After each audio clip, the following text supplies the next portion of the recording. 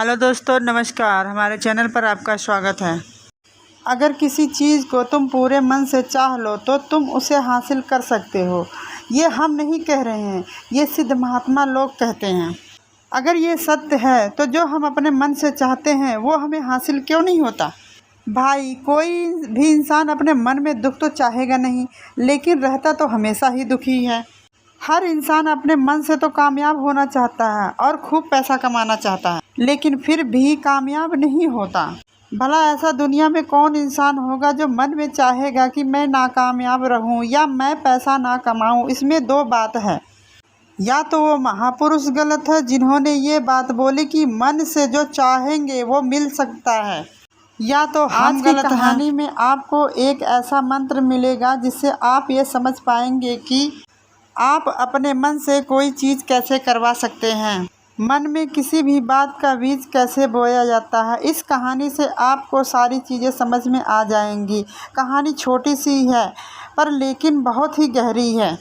कहानी पसंद आए तो लाइक कीजिएगा, चैनल को सब्सक्राइब कीजिएगा, कमेंट में ओम बुद्धाय नमः लिखिएगा। चलिए हम कहानी शुरू करते हैं। एक आदमी के जीवन में सिर्फ दुख ही दुख थे।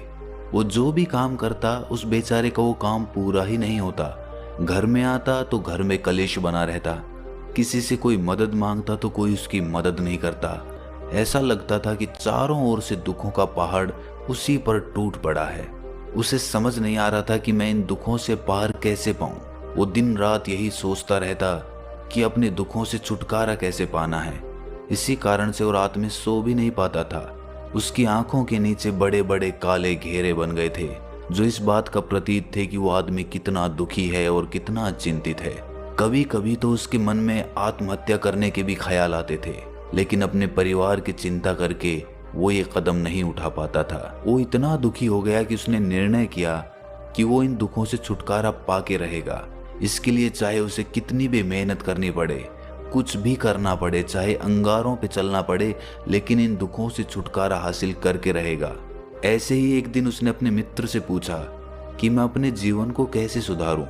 उसके मित्र ने उसे बताया कि तुम किसी बाबा के पास जाओ। बाबाओं के पास ऐसा मंत्र होता है जिससे सारे दुख मिट जाते हैं, जीवन खुशियों से भर जाता है और धन संपदा भी हासिल हो जाती है। तुम किसी ऐसे बाबा को ढूंढ लो, बस तुम्हारा काम बन जाएगा।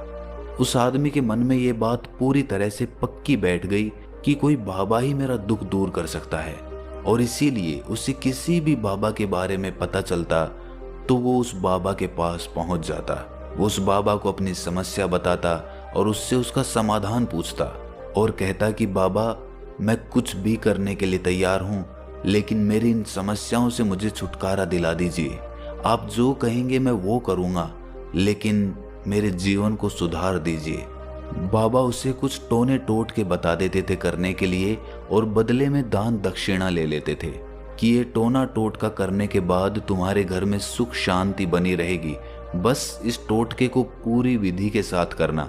वो आदमी घर लौटकर पूरी विधि के साथ टोने टोटके करने लगा, लेकिन बहुत टोने टोटके करने के बाद भी उसके जीवन में कुछ बदलाव नहीं आया। इसके विपरीत उसका जीवन और ज्यादा दुखी हो गया। जो भी बाबा उसे टोना टोटका देता था वो बदले में उससे दान दक्षिणा लेता था, जिससे उसका धन भी धीरे धीरे खत्म हो रहा था। इससे उसके जीवन में दुख और ज्यादा बढ़ गए। तब उसे लगा कि बाबाओं के पास जाने से तो मेरे जीवन में दुख कम होने की बजाय बढ़ते ही जा रहे हैं, तो मुझे क्या करना चाहिए? बाबाओं के पास जाऊं या ना जाऊं? फिर एक दिन एक आदमी ने उसे बताया कि तुम अपने घर में किसी पंडित को बुलाकर हवन करवा लो। हवन होगा, घर शुद्ध हो जाएगा। कोई भी बुरी ऊर्जा होगी घर में तो वो घर से बाहर चली जाएगी। किसी पंडित को बुलाकर पूरे विधि विधानों से मंत्रोच्चारण कराओ और हवन कराओ, जिससे घर में सुख शांति आए। उस आदमी के मन में ये बात बैठ गई और उसने एक पंडित को अपने घर पर बुलाकर हवन करवा दिया। हवन अच्छी तरह से संपन्न हुआ।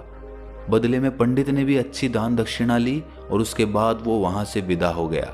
लेकिन कुछ दिनों के बाद उस आदमी को महसूस हुआ कि उसके जीवन में अब भी कोई बदलाव नहीं आया है। अब वो आदमी पूरी तरह से दुखी हो गया और ज्यादा परेशान हो गया। अब तो उसे लगने लगा था कि मेरे जीवन में से दुख कभी खत्म ही नहीं होंगे, और यही सोच सोचकर उस आदमी का बुरा हाल हो गया था। फिर एक दिन उसे अपने मित्र से एक ऐसे बाबा के बारे में पता चला जो समाधान बताने के लिए कोई दान दक्षिणा नहीं लेता था। उस आदमी को लगा कि ये बाबा दूसरे बाबाओं की तरह नहीं हो सकता, क्योंकि ये दान दक्षिणा तो लेता ही नहीं, और अगर दान दक्षिणा नहीं लेता तो ये सच में कोई सिद्ध बाबा होगा। और यही सोचकर वो उस बाबा के पास पहुंच जाता है।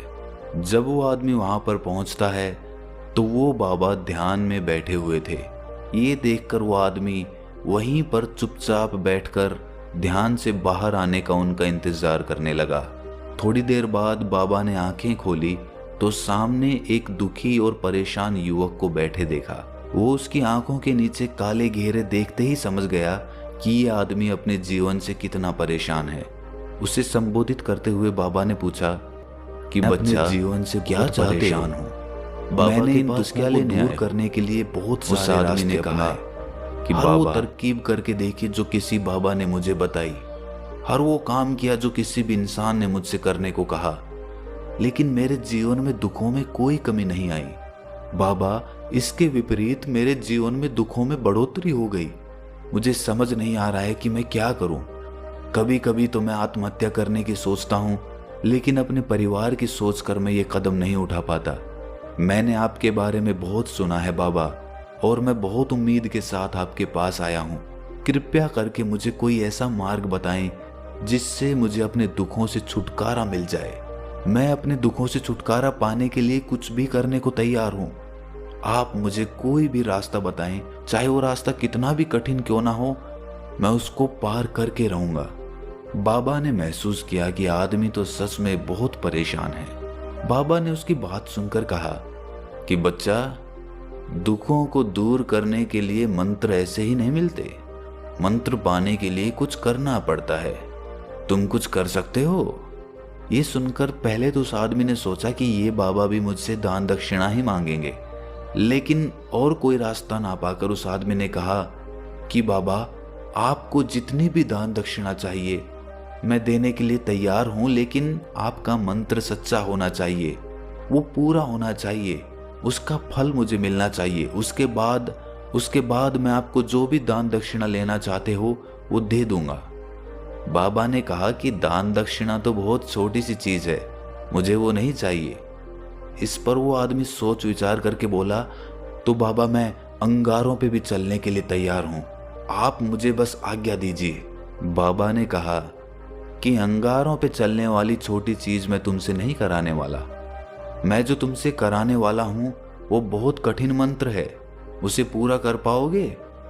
बाबा ने कहा कि बाबा, आप मुझे बताइए तो सही, मुझे करना क्या होगा, मैं कुछ भी करने को तैयार हूं। इस पर बाबा ने उसे कहा कि यहां से जब तुम अपने घर जाओ तो रास्ते में अपने मन में ये दोहराते जाना कि मैं सुखी हूं, मैं सुखी हूं, मैं सुखी हूं। बार बार अपने मन में यही दोहराना, और याद रहे जुबान पर ये नहीं आना चाहिए, ये सिर्फ मन में दोहराना है। ये सुनकर वो आदमी बोला, बाबा, बस इतनी सी बात, ये तो मैं चुटकी बजा के कर लूंगा, लेकिन इससे होगा क्या? बाबा बोले कि इस मंत्र को करके देखो, वैसे भी तुमने इतने बाबाओं के मंत्र किए हैं, तो इस मंत्र को भी करके देख लो। उस आदमी ने सोचा कि बाबा कुछ दान दक्षिणा तो ले नहीं रहे, और छोटा सा मंत्र है, इसे तो मैं कर ही लूंगा। वो बोला, ठीक है बाबा, मैं ये मंत्र जरूर करूंगा।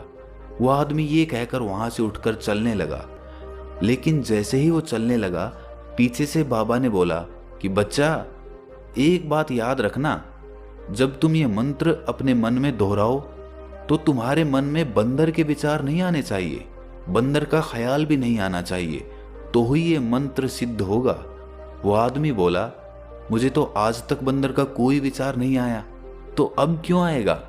आप चिंता मत करिए बाबा, मैं बस मन में यही दोहराऊंगा कि मैं सुखी हूं, मैं सुखी हूं, इसके अलावा बंदर का कोई विचार मेरे मन में नहीं आएगा। ये कहकर वो आदमी वहां से चल दिया। वो अपने मन में मैं सुखी हूं, मैं सुखी हूं, ये दोहराता हुआ थोड़ी दूर ही चला था कि उसके मन में अचानक बंदर का ख्याल आ गया। बंदर का ख्याल एक बार आया और चला भी गया, लेकिन उस आदमी ने सोचा कि आज तक तो मुझे बंदर का कोई विचार नहीं आया, ये आज बंदर का विचार क्यों आ गया? और ऐसे करके उसने उस बंदर के विचार को पकड़ लिया। वो ये भूल गया कि मुझे क्या मंत्र दोहराना है और वो बंदर के बारे में सोचने लगा। जब थोड़ी देर बाद उसे फिर से होश आया तो वो फिर से अपना वही मंत्र दोहराने लगा जो बाबा ने उसे बताया था, मैं सुखी हूं, मैं सुखी हूं। लेकिन अचानक से उसे सामने एक बंदर दिखाई दिया और ये देखकर उसके मन में फिर से बंदर का विचार उठ गया और वो अपने अंदर से इस विचार को बाहर फेंकना चाहता था। वो चाहता था कि मेरे अंदर किसी भी तरह बंदर का विचार ना आए, लेकिन उसे तो सामने बंदर ही दिखाई दे गया।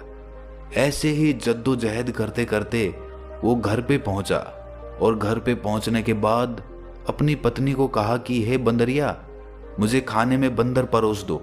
और जब उसे एहसास हुआ कि उसने क्या बोल दिया तो वो अपने बाल नोचने लगा।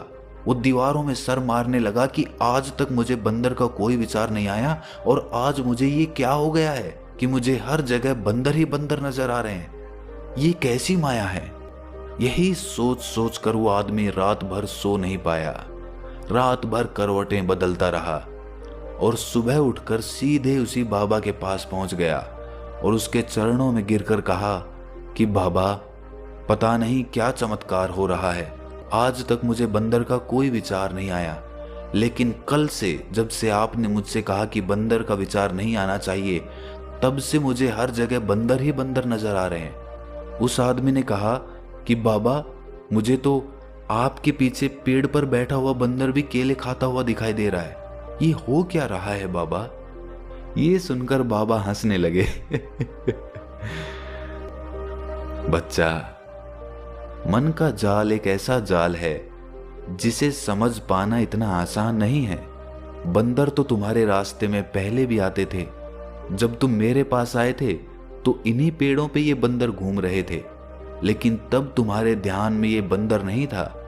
तब तुम्हारे ध्यान में सिर्फ अपने दुख थे। इसके बाद बाबा ने उसे बताया कि बच्चा, हम जिस चीज से भी दूर भागना चाहते हैं वही चीज हमारे मन में बहुत गहरे में प्रविष्ट हो जाती है। वो हमारे अंतर मन में समा जाती है। असल में हम जिस चीज से भी छुटकारा पाना चाहते हैं उससे छुटकारा इसीलिए पाना चाहते हैं कि वो हमारे साथ बहुत गहरे से जुड़ी हुई है, और हम जितना ही उससे छुटकारा पाना चाहते हैं वो उतनी ही गहरी हमारे मन में बैठती चली जाती है और आखिरकार वो हमारे अंतर मन में छा जाती है।